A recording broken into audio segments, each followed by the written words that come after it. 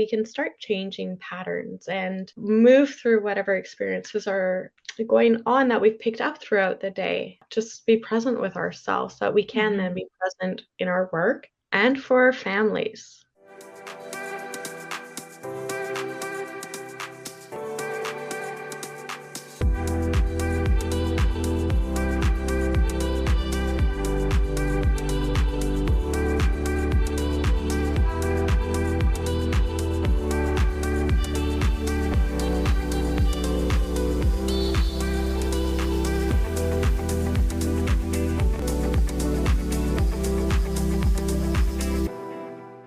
Welcome to another episode of the Good Enough Mompreneur Podcast. I'm your host, Angela Mishuli. Thank you so much for joining me on this special episode today.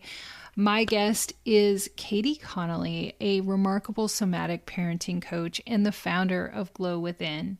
With years of experience and a passion for helping mothers thrive in their roles, Katie brings such a unique perspective to our conversation.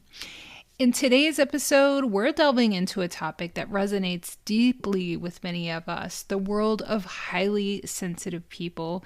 Katie is going to guide us through understanding what it means to be a highly sensitive person and how this awareness can lead to being more present as parents and with our children. We're going to explore the incredible strengths and gifts that highly sensitive individuals possess, especially when it comes to parenting. And Katie's going to share her practical techniques to enhance our presence and connection with our children, ultimately leading to more mindful and intentional parenting. Get ready for an eye-opening conversation that will touch your heart and inspire your soul. It's a journey of self-discovery, empathy, and finding the beauty in our unique sensitivities. So whether you're a mompreneur looking to strengthen your bond with your children or simply curious about the world of highly sensitive people, this episode is for you. So without further ado, let's dive right in and welcome Katie Connolly to the Good Enough Mompreneur Podcast. Hi, Katie. Welcome to the podcast. I'm delighted to talk to you. It's so well timed, not only for back to school, but in my life, we eat anxiety for breakfast, I think. Wow. So we live in a complex world, which you talk about. And I think we're all kind of struggling as parents and, as business owners. There's so much information, and you are just perfectly positioned to kind of help us make some sense out of the noise. So can you give listeners a background on what you do and what your experience is? Sure. And thank you for having me. Basically I was I am a highly sensitive person, and I'm definitely more of an introvert. I've had to learn to be extroverted. And I enjoy, I love speaking and sharing because it really comes from my heart. And I think that I was given these tools for a reason, and I feel very honored to have learned them as a child from my mom. And so it's obviously inspired my life work. So when I was a child, my mom taught me breath work and meditation practices, just simple things. That's so awesome.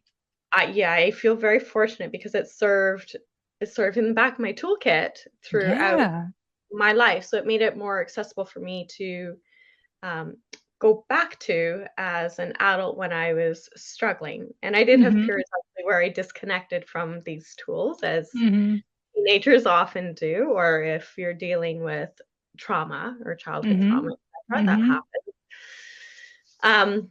So I did that. I actually did my undergrad in business because my mom, I was going to go into design. But my mom said, Katie, I think it would serve as a really valuable foundation. She's a forensic accountant, and I'm very grateful to have that background. However, I knew, and my teachers always said, Katie, you should be a teacher. You should be a teacher. You're supposed to be healing. You're supposed to be teaching. And so I've been fortunate enough to be able to blend that work the business world wasn't right for me. Yeah. I was too sensitive. It just didn't work. Mm-hmm. Um, and so that's when I went through a really difficult period in my early 20s after university. I felt like I didn't fit in. I was still dealing with releasing a lot of childhood trauma. Um, and I was like, no, I need to walk the path and do what I was meant to do. And of course, that takes time to sort of come to fruition and Mm-hmm. understand the whole vision. But that's what started me on my yoga path. So I actually started doing my Waldorf teacher training. Mm-hmm. Um, and just with visa issues, I wasn't able to complete it, unfortunately. But it reminded me of the practices and the way that my mom brought us up, which was very Mm-hmm. aligned with that very natural, intuitive way of learning and being. Mm-hmm. And so I decided to pursue my yoga teacher trainings for children. I did it totally backwards, as I like to do lots of things. I think that's an ADHD characteristic. I like it. It's okay. So I started with children's yoga teacher training, then my prenatal, and then I did my 200-hour. And so I continued with that work. I founded a registered children's yoga school. I'm a Mm-hmm. craniosacral healer, which deals with the physical, the emotional, and the energetic body. So helping clients to find balance and peace within their nervous system, really. Mm-hmm. So I work with infants to moms typically. Mm-hmm. Um, and I'm pursuing my master's in counseling to tie all those pieces nicely together in a package. Mm-hmm. So, Yeah. So what is it that what's your main vessel that you do all of this work through right now? yeah, so I do a couple different things, but I call myself a somatic parenting coach, Mm-hmm. basically. So Mm-hmm. I offer my children's yoga teacher training locally in Vancouver, Canada, or around I was BC, where just I in am. Vancouver this summer. Oh, really? Oh, that's Yes, I awesome. loved it so much. We're very lucky. Where I am, we're tucked away up in the forest. Oh, it was So gorgeous there. yeah, I feel quite fortunate. Mm-hmm. Um, so I offer my children's yoga teacher training for parents, therapists, and educators here. And then I offer lots of courses on my app to support parents, educators, Mm-hmm. and families. And so Mm-hmm. the way I structured my app is they're little segments that you can Mm-hmm. learn and incorporate into your day, and they're all or primarily child friendly. And I mention if Mm-hmm. they're not, but I Mm-hmm. don't want people to be online all the time, which is why I did little bite-sized tasters, if you will. Mm-hmm.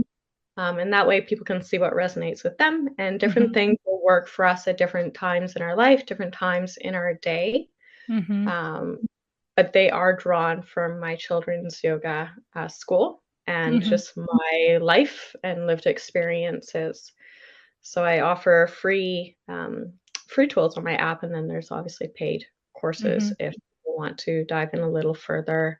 Mm-hmm. And I created children's yoga cards to be able to bring these practices into the home, Mm-hmm. which I won a Mom's Choice Award for, which is Oh, they're very nice. so cool. I love them. I think they're just so creative and just Thank you. just wonderful. So, I have so many questions for you, and I'm really going to approach this from my own journey where I have only learned about some of these things within the last year or so. I wish I would have learned them decades earlier.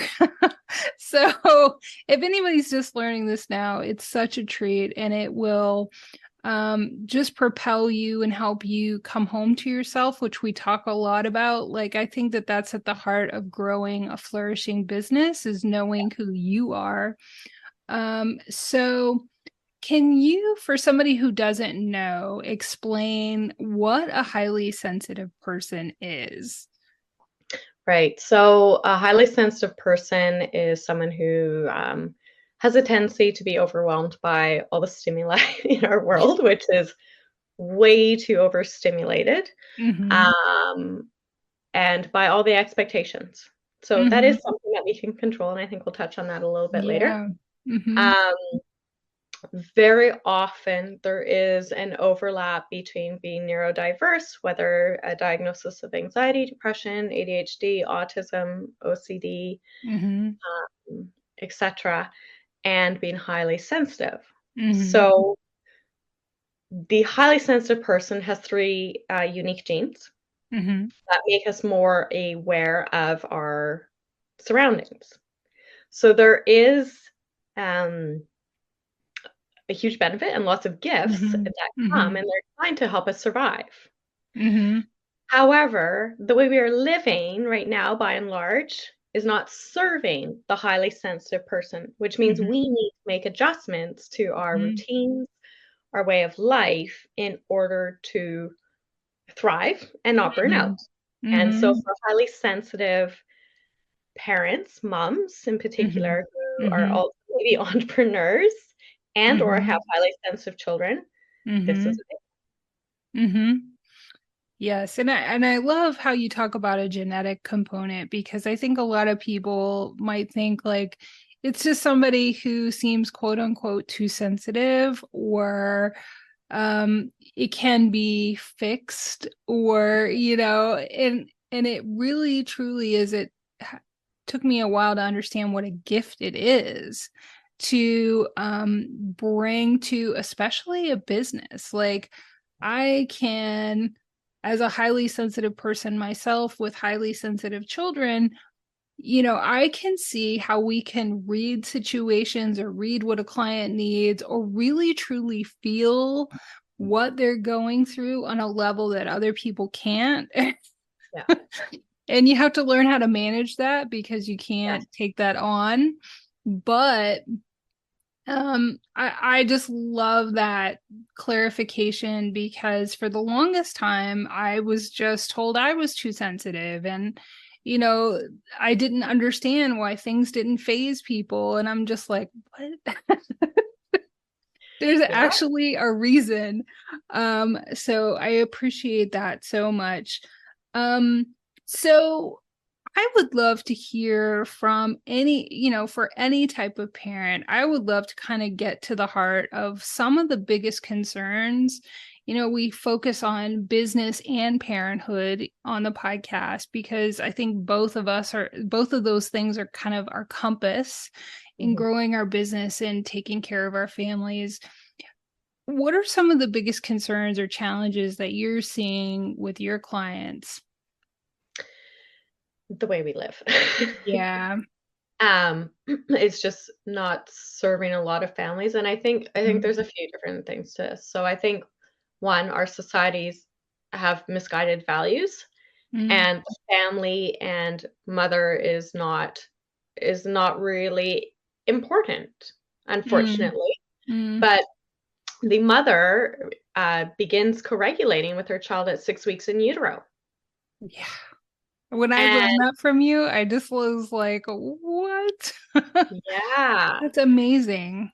It is, it really is, and again, it's a gift, but Mhm, it's coming back into our bodies and mhm, harnessing this gift, this innate gift mhm, that we have, mhm, and even if the child was not carried by the mother, we have that ability to connect and co-regulate with our children mhm, through our feeding rituals, through just being heart to heart, mhm, um, and so in the first year in particular, it's really important to really foster that connection. mhm, And that's a really challenging year for most parents. mhm, I know I struggled with postpartum anxiety with my first due to studio and work issues, mhm, which I'm sure a lot of people can relate with. mhm. And then a really humbling postpartum depression with my second from a year of zero sleep. Mm, Your mm. body actually goes Sounds into a shutdown state. So anyways, I get it. Um, so yeah, it's partly society and a lack of support. We're living far away from any mhm, families. We don't have that passed down knowledge. Mm-hmm. Our generation is by and large not reinventing the wheel with parenting, but we're really taking a deep look at how we want to raise our children Mm-hmm. while maybe caring for our aging parents, Mm-hmm. while working, Mm-hmm. while undoing our own trauma or patterns from our lineage. So it's a lot. So if you resonate with any of this, Yeah. give yourself a pat on the back. Right. Have compassion for yourself. It's not easy Yeah. at And all. I love that you say that too, because we wonder why we feel so overwhelmed, but we're all feeling that way. I mean, Yeah. it's so important to talk about it, because I think we just think something's wrong with us. And, you know, we think we convince ourselves other people are handling it better than we are, or, Instagram says so. right. And, it is, I see it with my daughter's friends' parents. I see it with their friends. It is a lot. But the funny thing is I go back to such a fundamental level with all of this.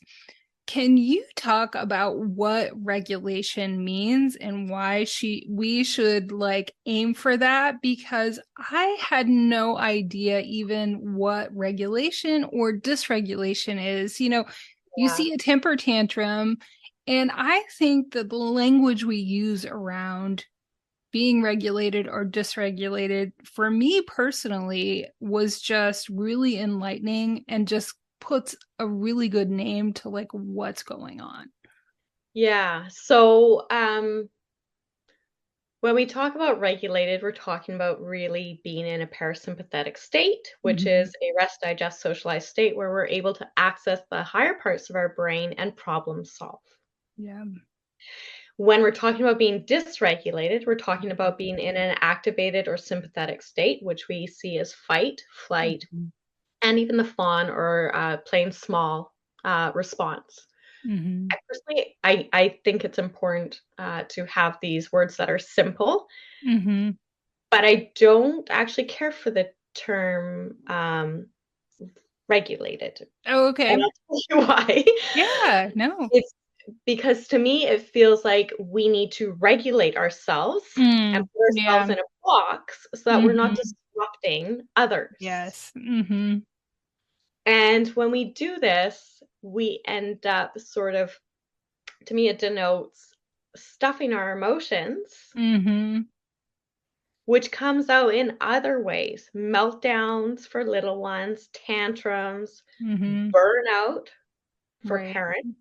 Mm-hmm. So I think and it's sort of in the greater context of it, like when you Mm-hmm. look at what regulation actually means, there Mm-hmm. is, by and large, usually they explain that you need to be emotionally aware first. Yeah. But Mm-hmm. the emotional expression piece is Mm-hmm. often missing. And we're animals. Mm-hmm. So animals, when they become, let's say, dysregulated or experience the sympathetic state, which is Mm-hmm. chronic for most uh, parents and people these days, just because of how we are living and the pressures Yeah. on us. They need to make sound to let it out. They need to move to let it out. But we Mm-hmm. don't give ourselves the permission to do that. Right. And our children are watching us. Mm-hmm. So and this is just my belief, but if we're not offering ourselves that compassion to let it out, to cry when we need to, whether it be Right.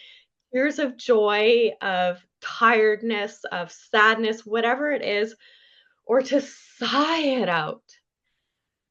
Mm-hmm. Our children think that, oh, I have to keep it in. Yep. Mm-hmm.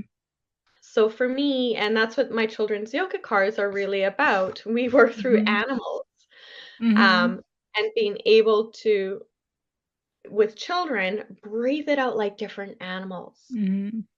be able to nourish our nervous system through fun, playful breath.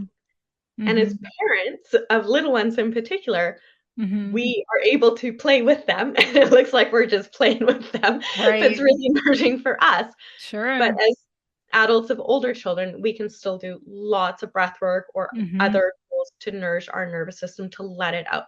We are animals. We are Mm-hmm. designed to Mm-hmm. do this. Yeah. I mean, I think that concept is just, honestly, it's like, it is so revolutionary. We have gotten in this habit of, happiness or feeling joy is something that just happens to us. Like we don't have any feeling good comes in a bottle or with a purchase, or, it's not something that we actually have any agency over, Yeah. and I hope that this conversation is a reminder that we do have agency and we can curate this in our lives. And I don't know how we've gotten so far away from that. Yeah, I think a lot of it is just the way we're living and the way society has really sort of groomed us to live. And so I Mm-hmm. think that has sort of spurred an awakening, particularly Mm-hmm. in parents. I feel like our children come as our teachers and Mm-hmm. they almost in a way demand us to be totally present, or we do see dysregulated behaviors. Mm-hmm. Mm-hmm. Um, and so we're given this opportunity, we can either continue on the path that we're on and Mm-hmm. it will be a struggle usually, Mm-hmm. or we can take it as an awakening Mm-hmm. to reevaluate. Yeah. Yes. Trying to figure out the behavior of my daughters in a pattern that was unlike what was demonstrated to me growing up was what led me down this path, to not only understanding them better, but understanding myself better, but, having the confidence to start a business and do all of the things that I'm doing. I mean, it is, it really can be the beginning of a great awakening on how you live your life. Yeah. Um, so can you talk? I love how you talk about, as moms, we have this great intuitive side, that I've always had and also didn't know how to cultivate or realize nobody else had it. Or I have it especially strong in myself, as being a highly sensitive person. But how can we tap into that, and how can we touch into that to kind of help us start to improve our lives? Yeah, it's a journey. It's a bit of a process. We Oh, like yes. things like that. And unfortunately, Oh, this is not going to happen instantly, right. but we can nourish our nervous system first. Mm-hmm. And when we're nourishing our nervous system, so something just like maybe for you, it's going for a walk in nature or swimming in the ocean. Perhaps it's as simple as placing your feet on the earth, maybe Mm-hmm. closing your eyes and bringing awareness to your breath, your Mm-hmm. heartbeat, and noticing the emotions, the sensations, and thought forms Mm-hmm. going on in the moment. Mm-hmm. So we don't usually give ourselves time to even do that. Mm-hmm. Yep. And so for, I guess, 12 years now, I've been sharing with clients, if you can do that a few times throughout the day, don't worry about doing a massive hour-long meditation or whatever in the morning. That's Yeah. not sustainable. It's not doable. Yeah. But if you can give yourself maybe 2 to 5 minutes in the morning to just Mm-hmm. really think about bringing your energy into your body all the way Mm-hmm. down to your feet Mm-hmm. and being with your body. And this can be challenging for those who've experienced trauma. Mm-hmm. Um, so I work a lot sort of with that piece. But giving yourself the opportunity to be with yourself without any stimulation is a powerful tool in itself. And then if you're able to offer yourself little checkpoints throughout the day to be like, how am I feeling? what's going on for me right now, especially if you're highly sensitive, like you were saying. We Mm-hmm. go through this world picking up on everybody's energy, especially if our boundaries might not be um, as strong. Maybe we're not aware of them. And that's something that I worked with from my 20s until now. It took me a long time to um, figure out. And that's why I didn't come into my craniosacral or do my master's Mm-hmm. until I guess 5 years ago, because I was like, Mm-hmm. my boundaries aren't strong enough yet. Mm-hmm. So it takes time again. Mm-hmm. Um, so yeah, offering yourself those checkpoints throughout the day so you can be like, oh, did I pick up on like some stuff at the grocery store? And Mm-hmm. finding a practice that works for you to let it go. Mm-hmm. Maybe it's like sign it out. Maybe it's breath Mm-hmm. work, maybe it's going out in nature, like I mentioned. Maybe it's oils, dancing, singing, whatever it is for you, art. Mm-hmm. Um, so the more that we can practice that, then we'll start to be able to listen to those subtle cues or body Mm-hmm. wisdom or intuition. So you Mm-hmm. start to notice, does this feel right in my body? And I was explaining this to my 4-year-old the other day because she was playing with a pendulum. And I was trying to explain how a pendulum works. I said, it's picking up on our body's energy. Mm-hmm. So when something feels right for us, it's slightly different for everybody, but we'll feel a sense of lightness generally. Mm-hmm. It will feel good in our bodies. Mm-hmm. When we're not supposed to be doing something, it will feel like anxiety. It's our Mm-hmm. body's natural warning system saying, something about this is not right. Even if we can't rationalize what it is, Mm-hmm. listen to your body. Mm-hmm. And I think our children, well, I know our children come in, and all of us came into this world with this gift, Mm-hmm. but through socialization, we were taught to disconnect from this. Yeah. And so, as a highly sensitive person in particular, everyone has this gift, but as a highly sensitive person in particular, we're highly attuned to this and to our environments, be it um, through maybe generational trauma, and so we're Mm-hmm. on higher alert, or other reasons. Um, Mm-hmm. but we all have it. Many Mm-hmm. of us have just needed to learn to come back to it and trust it. Mm-hmm. We can't rationalize everything with our mind. Yeah. Well, I have two questions. As the parent of a highly sensitive child, one, I have to be really aware to listen to my children. And even though I can't explain how they're feeling to other people, let's say they don't like a teacher, or, I can't explain to them in a way, how can we advocate for our children to, you know, hold that space for them? And but also too, are there any quick tips that we can kind of use to help them manage that sensitivity that's not dimming that sensitivity? Yeah, absolutely.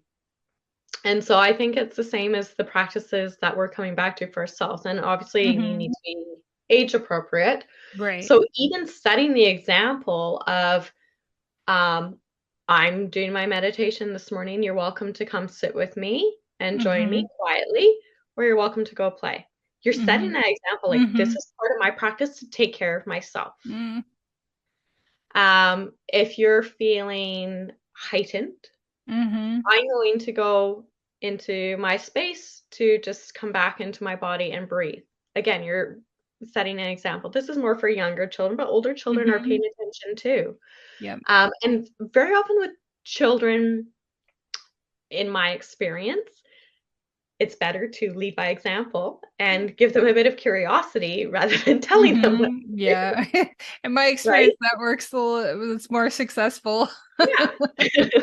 Yes. um, and so, like with younger children, making it playful, making it fun. So, like the Hmm. children's yoga cards, the free tools that I have in the app are Hmm. very helpful. Um, Hmm. but all these different tools to just come back into our body and, how do we feel? Like, is Hmm. there a word that we can put to this? Is there a color that we can put to this? And what does that color Hmm. mean to you? Hmm. So giving language or giving Hmm. body form to it Do I feel quiet and shy as I'm curled up in a little ball? Do I Mhm. feel larger than life and full of joy Mhm. today? And Mhm. using your body to express those emotions can be really helpful for the under 7 age group. It's also Mhm. helpful for us as adults. Mhm. And when we practice moving our bodies in different ways, we can also affect our emotions. Mhm. We affect our breath. Mhm. So it's sort of a byway, and that's what the vagus nerve is, the 10th craniosacral Mhm. nerve. It's a byway. So it's bringing in sensory information and telling our organs how to respond. Mhm. And it's also collecting information from how our body is positioned and what's going on within interoceptively and Mhm. telling our body to perpetuate this cycle or not. Mhm. Yep. And I think too, for me, I think it's worth mentioning something that I've struggled with, and I don't know how it is there in Canada, but here there is a lot of pressure, especially since COVID, to make sure your kids go to school Mhm. every day, like regardless of how they feel physically or emotionally, and there's this pressure, honestly, part of the reason I'm an entrepreneur is because I had to be available for my sensitive children.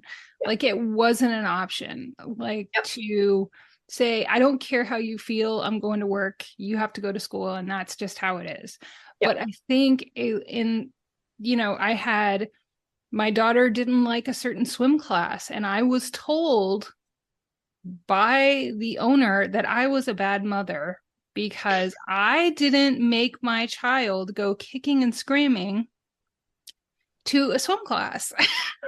Good for you, Angela. I mean, and I was just like, are you like, how Yeah. does this make sense on any level?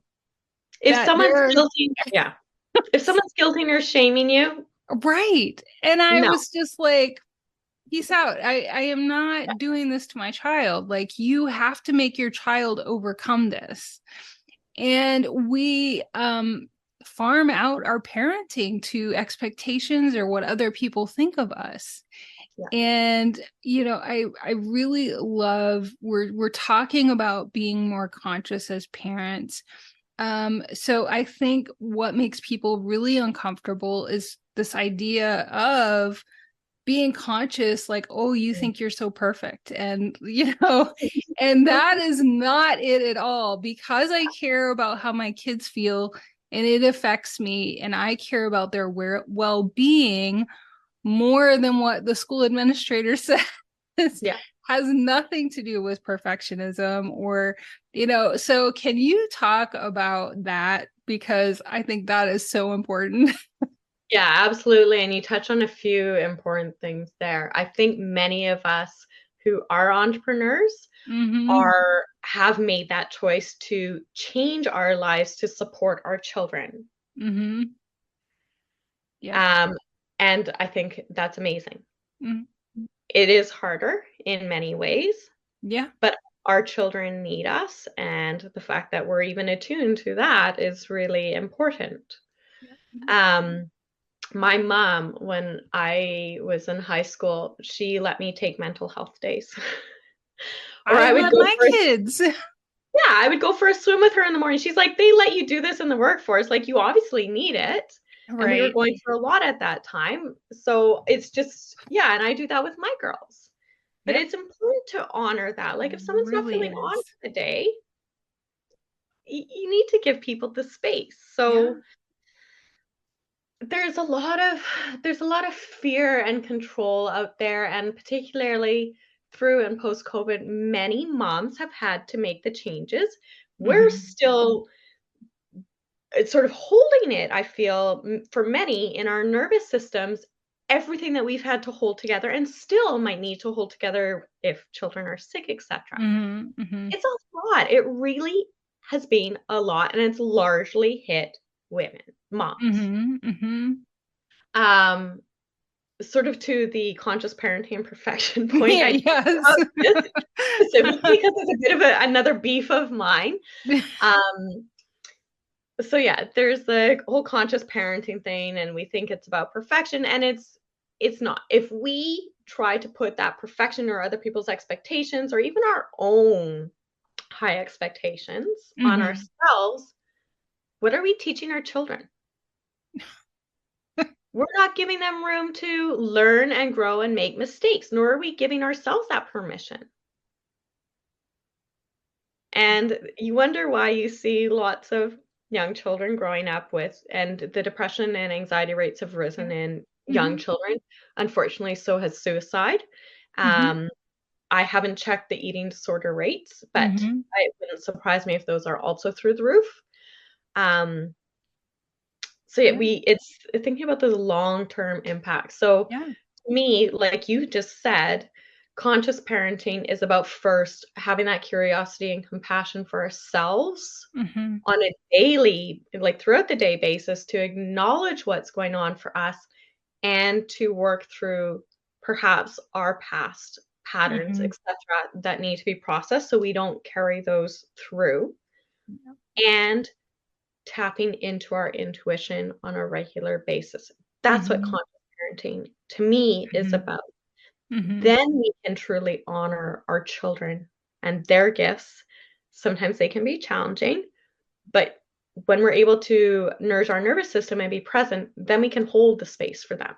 And then the behaviors are usually not as challenging because we're helping them also co-regulate and nourish their nervous system. And then at the same time, we're not trying to please somebody's expectations of us, or, like when I see somebody in a store that their child's having a meltdown and they're apologizing, like, why? What do you care what I think? I mean, it's about them, not what everybody else thinks about your parenting or lack of parenting. Just focus on the child. And we have gotten so far away from that. I mean, in first grade, I went to a parent-teacher conference, and I think my daughter had a low science grade or something because she was sick. And I was like, I don't care. I mean, and the teacher was like, thank you. And I was like, what? Yeah. I mean, I sent my daughter in fourth grade to a private school that, it was equated more work was better. That was value. And my daughter was dying. I mean, she was literally burning out from an adult schedule. And I was the crazy one. And I'm paying you at a private school to do this. No, we're going. Bye. Well, and that's just saying, like you said, sort of that with that expectation piece, I think I see many parents who want to, with the greatest intentions, want to give their children the best of everything and maybe what they didn't feel like they had as a child. Right. So in a sense, we're kind of trying to live through our children. And I remember my mom saying years ago when I was probably a teenager or younger, you can't live through your children. I forget how she worded it now. Anyways, it was essentially that. They're their own unique beings. Yes, but they're not a reflection of you. I think it was something to do, more about them not being a reflection of you, and to just basically honor their light and who they are for themselves. And so sort of going back, like we need to look at our values and what we consider success and what they might consider success. It's not all about grades and doing all the activities. That is, like you just said, a great way to burn out. I was also fortunate enough to go to a private school, and everyone ended up as doctors and lawyers, etc. As you can see, I am the odd one out who didn't. But yeah, it's just the expectations, and it's like, why? What is the point in your life? And what's going to bring you happiness? And I remember writing quizzes when I was a teenager, like, what is your vision of happiness or whatever? And that's really what it gets back to, in my opinion. I love that. And, I just have had situation after situation where I've had to take my kids out of an activity, and parents are just on this conveyor belt. Where, they keep trying to please whoever is in charge. And it's just like, no, Yeah. I mean, I've had both of my daughters where I've had to advocate for them on a very high level that this is not happening. Good for you. Good for I, you. but I just want to encourage anybody. I see parents just swallow it, and I explain to them what's going on, and they still keep their kids in the same program or whatever. And it's just how we continue this cycle Yeah. because they learn it's normal. This is how you're supposed to operate. This is what's expected of me. And it just continues. So Yeah. please have that courage to stand up for your children and Yeah. see them for the individual that they are. Yeah. Um, I just I could go on forever. But hopefully we could reach a lot of people with this conversation. Um, And I think so, a lot of people, very briefly, like for parents, when we're so overwhelmed, it's yeah. easier sometimes to keep going rather Mhm. than take that time out to reconfigure our schedules or whatever it is, or think about it. Mhm. Again, going back to, yeah, like you were saying, Right. connecting with our children and with ourselves and determining, Yeah. what really is at the root of this and how can we solve it. It's usually much simpler than we make it out to be. Oh, yeah. I love to tell this story about a guest who she was just running herself into the ground with her businesses, and her family was just really struggling because of it. Yeah. And she was trying to do all of these things for her daughter because she thought that's what a good mom was. Yeah. And she did this radical thing and asked her child, if I was being a good mom, what would that be to you? And it was completely different from what she was doing. And like you said, it was way simpler and easier. And we Yeah. think it has to be hard. And for whatever reason, we don't consult our children. Like, we don't think that they have a voice or they know what's going on. I don't understand or know how they're feeling, or we don't think Yeah. that they can articulate it, or we don't trust it. Yeah. uh, We do 360 reviews in the workplace, right? We gather everyone's feedback. So why not do a right. 360 review for ourselves as entrepreneurs? I And mean, that it's involves our children. it's highly valuable. I Yep. mean, if your child wants you to be there picking them up after school, do it. I mean, Yeah. it's just, don't say that's not important, you're silly. No, it is. They want I think, kids want nothing more than our time.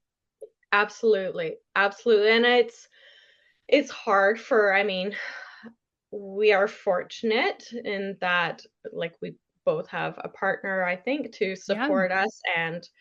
But for moms or parents that might be the only one working, trying to support a family, Mm-hmm. it is harder to make these Sure. changes, and there are lots of variables, that kind of go with it, but Mm-hmm. if we can find ways to change our Mm-hmm. routines to support our children, Right. life really does become easier, and there is, Right. I know sometimes it might not seem like there's a way out or a way to create Yeah. change, Mm-hmm. but that is also often a sign that we're in a sympathetic state. Yeah. And sometimes just seeking that support and Mm-hmm. asking for help, which Mm-hmm. is also hard for Right. moms Mm-hmm. because maybe it makes us feel, because of our socialization, like a Yeah. failure, etc., or whatever, or guilty or Yeah. shameful. Mm-hmm. That is really important. I mean, we're supposed to Mm-hmm. be working together, and that's where we Mm-hmm. find our power, Mm-hmm. working together, supporting Mm-hmm. each other in different ways. One Right. person isn't supposed to do it all. One Right. person can't do it all. Mm-hmm. That's so true. I mean, I was a military spouse for more than a decade, so there were a lot of times where my husband couldn't be there. And I wish I would have known how how powerful just simplifying your life Mm, and setting boundaries and saying no and doing things like that, and how just simple, powerful things like that can really be game changers. totally. But our generation, and I think previous generations of women, weren't Mhm. taught healthy boundaries. Oh, I didn't even know what the word was or meant, Right? like before a couple of years ago, quite honestly. I mean, I had a very enmeshed family and very like close relationship with my mother. So, boundaries were not a part of the conversation because they never were for her. She was doing what she knew. Right. So again, Yeah. sort of going back to the beginning, like Yeah. we as a Yeah. generation of moms Mhm. are really doing a lot of unlearning Oh, yeah. and learning again through Right. our parenting. So of Right. course we're going to make Right. quote Mhm. unquote mistakes. Right. There are opportunities to learn Right. and grow and create change. Mm-hmm. And I just want to remind people, it was powerful to me to hear somebody say, if it took you 30, 40 years to create a habit, don't expect it to go away overnight. It takes Exactly. consistency and time. So also be kind to yourself at the same time. Totally. Totally. And we forget to be kind to ourselves as moms with all the expectations. And Yes. yeah, even if we are gentle with expectations, we often forget to be kind to ourselves and give ourselves a break. Yes. Yes. And I love to do this thing where if I start saying things to myself, I say it out loud because it's like you wouldn't even say it to a stranger or a friend or Yep. somebody that you love, but you'll say it to yourself over and over again. Like, I'm not a good mom, or she's better than me, or whatever it is. So and don't be afraid to redefine motherhood for yourself. We talk about that a lot, Yeah. because there isn't a cookie cutter approach, just like there aren't cookie cutter children.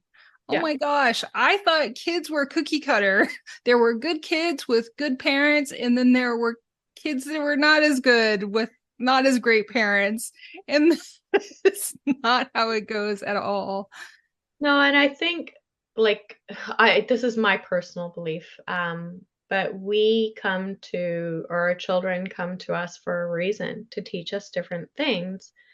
Just as I feel, I mean, obviously I had difficulties in my childhood, but Mhm. um I learned so much by working through those concerns. Mhm. And I wouldn't be the person I am today without having to do that. Was it easy? No. Yeah. Are No. we going to give our children things to work on? Yes. Right. And that's okay, as Yeah. long as we're also doing the best that we can with what we know, and hopefully giving them a Mhm. solid foundation so that they can work through these. And that Mhm. communication piece with them is so key, that trust and communication. Yeah. I have this sign in my kitchen that my sister bought me that says, "We have kids to teach them all about life, but they really teach us all about life." Yep, And that's yep, 100% how it goes if you take the challenge to not repeat the cycle. I think we all should live examined lives and be more conscious and mindful about how we're approaching everything, but particularly with parenting, the stakes are high. Um, yes. I think it's absolutely worth the effort, and I appreciate this conversation. I could talk to you forever, I think.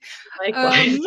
um uh but if there's just like one thing that you want somebody to take away from this conversation, what do you think that would be?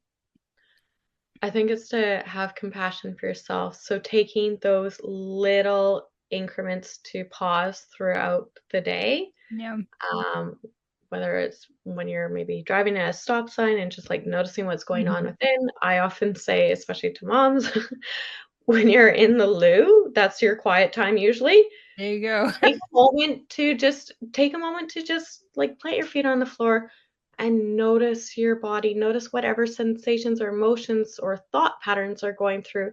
And it's those little moments, like you were saying, that we can start changing patterns and Hmm. move through whatever experiences are going on that we've picked up throughout the day. Hmm. And yeah, just be present with ourselves so that we can Hmm. then be present in our work and for our families. Right. I think when we start with ourselves, that opens the door for us to be more compassionate for our children, our partners, everything else that's going on around us 100%. So tell us about your upcoming summit and where listeners can connect with you. So October 3rd to 5th, I'm hosting a summit for highly sensitive and neurodivergent families. We have such an amazing panel of speakers. They're all science-based, but very intuitive as well, which I appreciate. Mm-hmm. And so hopefully those joining can learn little nuggets or just maybe a little aha moment, whatever resonates and can support you on the journey, because it's Mm-hmm. a lot of us are struggling with this. And like you Mm-hmm. said, we think that we're alone, and we're not alone Mm-hmm. in these experiences. Mm-hmm. But it's new Mm-hmm. to a lot of people. So Mm-hmm. maybe being able to have this community of support and different ways of approaching situations can be helpful, really, Mm-hmm. for us and our families. Mm-hmm. And I'll leave links to that in the show notes and share all that information on how you can register and learn more information. And then where can they connect on your website or social media or? Yeah, on social media, the gloWithin you. I Mm-hmm. think you're going to leave a link to that too. Yes. But yeah, Mm-hmm. registering for the summit, and then you'll get lots of links. It is a free summit. It's Mm-hmm. online, and you get the free tools in my app. Mm-hmm. So lots of breath work and a little bio Mm-hmm. lesson on as to how our nervous system works, which Mm-hmm. I find really helpful from a trauma-informed perspective. Mm-hmm. I don't want people doing something that they don't understand how it's affecting their body. I think that's Mm-hmm. really important to know, Mm-hmm. um, Mm-hmm. that we can actually support ourselves and honor ourselves. Mm-hmm. I love that. You're doing such important work, and I feel like you're just dropped in my life right at the right time, and I will be there. I will make time to be there because this is exactly what my family continues to go through. And this is something that it's an ongoing journey, just like anything else. It's not like Absolutely. you learn the tips and you're like, okay, I'm good to go. Not at all. Your kids evolve and grow, and so do you. And something that you might have heard a couple of months or a year ago might land different at a different time when you're Yeah, more open or you understand on a different level. So I love yeah, it. absolutely. Absolutely. Awesome. Thank you very much, Angela. Yeah. And you two are doing important work by Thank you. creating this community I that people can connect. thank Thank you. I you. followed my intuition. It was like this kind of thing. I didn't start this. I was an accidental podcaster for moms because I just literally, I think if I didn't do it, something would have just sat me in this chair with a microphone, and it wasn't even my Love it. choice. It was just it's just really bizarre. I know I could not do it. Yeah. I had to. It was just so I'm grateful to have these important conversations in this platform. It just means a lot to me. And so thank you so much, Katie. Thank you very much. That brings us to a close on another enriching episode of the Good Enough Mompreneur Podcast with our incredible guest, Katie Connolly. Thank you so much to Katie for sharing her wisdom and insights with us today.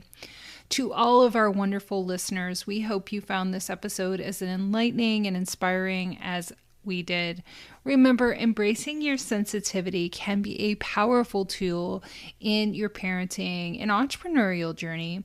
Before we say goodbye, don't forget to visit mombusinesscoach.com for your personalized support, resources, and more. We're here to empower you on your mompreneurial path. If you enjoyed this episode, please subscribe, leave a review, and share it with fellow mompreneurs who could benefit from our discussion. Your support means so much to us. If you'd like to connect with Katie Connolly or learn more about her work, you can find it in the show notes. As always, remember that you are good enough and your journey is uniquely beautiful. So keep thriving, keep learning, and keep embracing the goodness within you. Thank you so much. I know there are so many other things you could be doing, so I appreciate your time. I appreciate your support. It means so much. I cannot wait to talk to you on the next episode of the Good Enough Mompreneur Podcast. I'm your host, Angela Mashuli. Bye.